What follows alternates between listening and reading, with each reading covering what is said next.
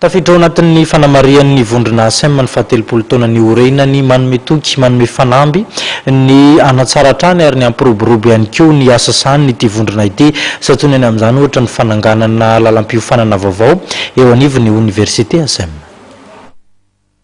Isan'ny lahara-pamehanana apetraka ny vondrom-panabeazana ASEM ny fitondrana fanavaozana eo amin'ny sehatry ny fanabeazana sy ny rafim-pampianarana. Ao anatin'ny fahakalazana ny fahatelopolo taona ny isiny tokoa ity vondrom-panabeazana ASEM ity amin'izao fotoana zao. Ary isan'ny entina nanamariana zany ny fananganana lalam-piofanana vaovao ao anivon'ny université ASEM tsy manakambahiny dia ny économie de développement zany.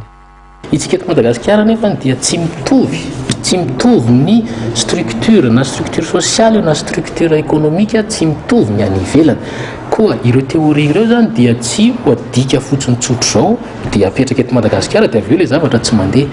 Ka izay no mahatonga anay hoe ampahafantarina ny ankizy zany, ampianarina azy zany, ho alalininy zany fa indrindra ihany koa dia atao izay ampifandrify ireo théorie ireo amin'ny zava-misy eto Madagasikara. Zany hoe réalité adaptena amin'ny réalité eto Madagasikara. Isan'ny voizan'ny vondrom-panabeazana ASEM ihany koa ny kalitaon'ny fanabeazana.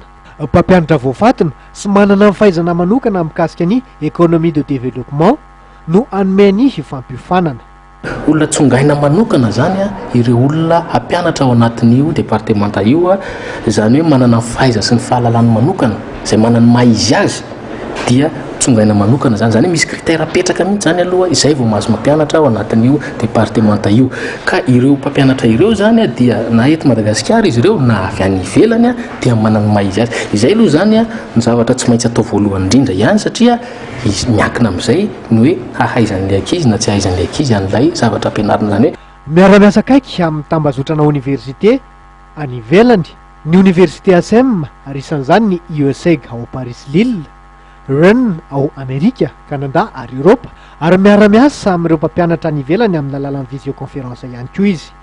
Ny Tsindrin'Andriamatora Djema William, filohan'ny vondrom-panabeazana ASEM ny mahazava-dehibe ny fananganana foto-drafitr'asa ara-panabeazana manara-penitra sy ny fanovana toe-tsaina.